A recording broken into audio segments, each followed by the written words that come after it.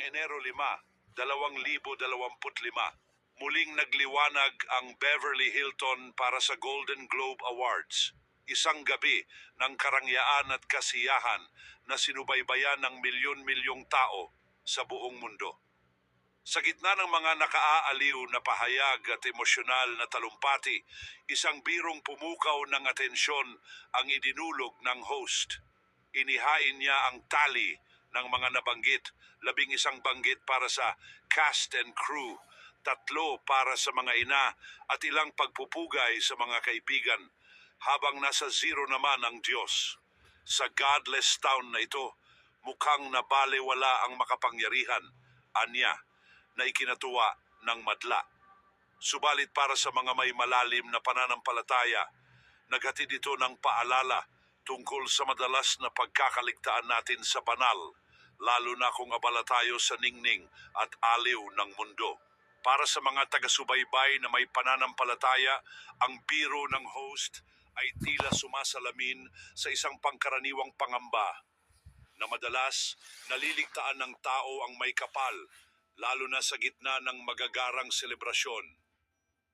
Bagamat sekular na kaganapan ng Golden Globes, nagbukas ito ng tanong kung masyado na nga bang nakasentro sa mundo ng karangyaan, kasikatan at kompetisyon ang ating kultura, at kung nawawala na sa atin ang mas malalim na pag-iisip tungkol sa espiritual na aspeto ng buhay. Sa paningin ng mga mananampalataya, ang kawalan ng kahit isang banggit para sa Diyos ay nagpapaalala ng isang katotohanang hindi nagbabago, na hindi nakabatay sa ating papuri o pagsamba ang presensya ng Diyos. Mananatili siyang naririto, handang makinig at nakakaalam ng lahat ng nangyayari sa sangnilikha. Ang katahimikan tungkol sa Diyos sa isang marangyang pagtitipon ay nagpapaalala kung gaano kadalas tayong nagpapatuloy sa ating mga gawain nang hindi man lamang nagsusukli ng pasasalamat sa mga biyayang natatanggap natin araw-araw. Kahit hindi madalas na binibigyan ng espasyo ang mga metapisikal na katotohanan sa mga acceptance speech, ang simbolikong 0 mentions para sa Diyos ay nagsilbing munti ngunit matalim na paalala. Dapat ba nating hintayin ang mga trahedya bago natin siya mapansin, o kaya'y maaari ba tayong mag-ukol ng pagpapakumbaba at pasasalamat sa bawat araw? Dahil dito, ang biro sa Golden Globes ay nag-iiwan ng isang mahalagang mensahe na mas malayo ang naaabot kaysa sa simpleng aliwan. Pinapatingkad nito na sa kislap ng kamera at magarbong produksyon, may puwang pa rin para sa mas malalim na pagpupugay sa ating pinagmulan at sa espiritual na bahagi ng buhay. Ipinapakita nito na sa ganda at hirap ng buhay na binubuo ng mga nakakatuwang sandali at hindi maiiwasang pagsubok, nararapat na makahanap tayo ng oras para sa pagpapasalamat, kababaang loob at pananampalataya. 2 araw lamang matapos ang masayang pagpupulong para sa Golden Globe Awards, nag-iba ng husto ang takbo ng buhay sa Los Angeles. Noong Enero 7, 2025, isang tila maliit na apoy sa gilid ng lungsod ang napabalitang nagsisimula pa lamang. Sa loob ng ilang oras, dahil sa malalakas na hangin ng Santa Ana at tigang na mga halaman, ito ay naging mabagsik na sunog na hindi pa nasasaksihan noon. Makapal na usok ang tumakip sa mga pamayanan. Ginawang kahel at abo ang dating asul na kalangitan. Kahit na nagsagawa ng koordinadong pagkilos ang mga bumbero mula sa iba't ibang sulok ng California, maging ang mga pribadong firefighting unit na inupahan ng ilang mayayamang residente, nanatili pa ring malawak at mabilis ang pagkalat ng apoy. Hindi nagtagal, umabot mula pa sa Canada hanggang Mexico ang mga puwersa ng mga bumbero upang tumulong sa pagsugpo ng sunog. Paulit-ulit na lumipad ang mga helikopter at eroplanong may kargang tubig at mga kemikal na pampigil sa apoy. Sa ilalim, maririnig ang malakas na tunog ng nasusunog na kahoy habang umiikot ang mga baga at abo nagdadala ng labis na takot sa mga pamilyang napilitang lumikas at magdala lamang ng pinakamahalaga nilang pag-aari. Sa loob ng isang linggo, winasak ng wildfire ang lahat ng madaanan nito, mula sa mga bahay na karaniwang laki hanggang sa mga mansyong pag-aari ng pinakamayayamang tao sa lungsod. Kahit ang mga bahay na nakagate at nasa pinakamahal na subdivision na minsan ay nasa pagmamay-ari ng mga kilalang bituin o bilyonaryo ay nasunog din. Nagmistulang abo ang dati magagandang ari-arian na may halagang 10 milyong dolyar sa nakahihindik na pagpapakita ng kawalang pinipiling galit ng kalikasan. Nabura ang anumang pagkakaiba ng estado o kayamanan. Sinlamon ng apoy ang lahat ng madaanan nito ng walang pangamba. Nakakapangilabot ang epekto sa mga pamilyang nawalan ng tahanan. Nagumapaw ang mga evacuation center sa buong Los Angeles County sa dami ng mga lumikas. Mabilis na kumilos ang Red Cross at iba pang organisasyong pangkawang gawa na mahagi ng tubig, pagkain, kumot at mga gamot. Samantala, hindi mabilang na volunteers mula sa iba't ibang relihiyosong samahan, mga simbahan, mosque, templo at mga samahang pangkomunidad ang nagkaisa sa pagtulong na mahagi ng damit at iba pang pangangailangan at nag-alok ng kanilang panalangin para sa lahat ng biktima. Maraming negosyo ang pansamantalang nagsara dahil ang kanilang mga empleyado ay lumikas din o di kaya ay nagboluntaryo sa mga lugar na lubos na naapektuhan ng apoy. Naging pansamantalang sentro para sa pamamahagi ng mga pagkaing handa ang ilang bakery, habang ang ilang hotel ay nakipagtulungan sa mga non-profit upang bigyang matutuluyan ang mga apektadong pamilya. Sa mga himpilan ng balita, walang humpay ang panawagan para sa mga donasyon at tulong para sa mga hayop na naiwan at hindi nailigtas sa pagsiklab ng apoy. Sa kabila ng sama-samang pagsisikap ng mga bumbero at iba pang grupo, inabot pa ng mahigit 1 linggo bago humupa ang sunog.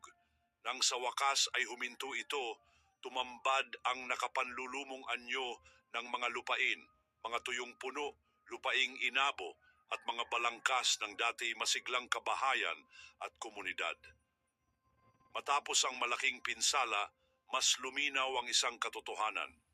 Walang halaga ng kayamanan, kasikatan o kapangyarihan ng ganap na makakaprotekta laban sa kapahamakan. Sa loob lamang ng ilang araw, biglang nawala ang kinang ng red carpet ng Golden Globes, pinalitan ng abo sa mga lansangan ng Los Angeles. Ang magarbong pagdiriwang na inialay para sa mga natatanging likha sa sining at libangan ay nilamon ng isang trahedyang pumantay sa lahat, milyonaryo man o karaniwang mamamayan. Pagdating sa pangangailangang tumakas at magsimula muli. Para sa marami, bituin man o ordinaryong residente, ang trahedyang ito ay nagtulak sa kanila na tanungin ang kanilang mga sarili kung ano ba talaga ang pinakamahalaga sa buhay. Ang kahinaan ng material na kayamanan ay di maikakailang nakita sa gawi ng apoy. Ilang sandali lang ang lahat ay maaaring maging abo. Naging malinaw na kahit puno ng karangalan ng tao, ito ay nababahala rin ng malalim sa kawalan ng kapanatagan sa mundong madaling magbago. Nangibabaw ang katotohanang mas mahalaga pa rin ang pag-ibig, komunidad, pananampalataya at proteksyon sa buhay kaysa sa anumang tropeyo o parangal. Sa ganitong liwanag, muli na namang sumagi sa isip ng marami ang biro tungkol sa Diyos na inihayag noong Golden Globes. Sa mga oras ng sunog, ng matinding pangangailangan at kawalan ng kasiguruhan, tila mas may lalim at kahulugan ang pananahimik tungkol sa banal. Ito ba ay isang hudyat kung gaano kadaling mabaliwala ang Diyos hanggat hindi dumarating ang oras ng kagipitan? Para sa mga naniniwala, lalo itong nagpatatag sa paniniwala na ang tao na marupok at maikli ang buhay ay hindi mapaghiwalay sa pangangailangan sa isang mas mataas na kapangyarihan, lalo na kung ang ilusyon ng kontrol at kaligtasan ay biglang naglaho.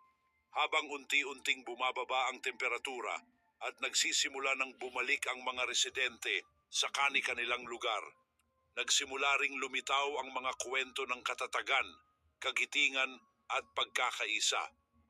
Yung mga kapitbahay na dating bihira lamang mag-usap ay handang tumulong sa muling pagbangon ng isa't isa.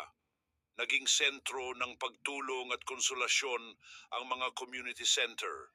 Nag-aalok ng pag-alalay sa paghahanap ng trabaho, pagpapayo para sa mga dumaan sa trauma, at suporta sa pananampalataya para sa mga naghahanap ng mas malalim na pag-unawa sa kanilang nararanasan. Sa harap ng matinding kalungkutan, nagsilbing liwanag ang mga tagpo ng pagkakaisa at kabutihang loob. Pinatunayan nito na sa gitna ng pagkawala, maaaring sumibol ang muling pag-asa at layunin. Maraming mamamayan ang nagtipon sa mga pansamantalang silungan, mga bulwagang panlipunan, simbahan at iba pang lugar upang ipanalangin ang isa't isa, pagnilayan ang pinagdaanan at tumibay ang kanilang ugnayan na lampas sa karaniwang antas ng pakikitungo. Bumuhos din ang realisasyon tungkol sa kabuluhan ng mga bagay na hindi nakikita at hindi basta masusukat. Kababaang loob, pasasalamat, pakikiramay at pagkakaisa. Ipinakita ng wildfire na anuman ang estado sa buhay, pare-pareho tayong maaari lang mawala sa isang iglap, ngunit pare-pareho din tayong pwedeng magbigayan ng lakas sa isa't isa.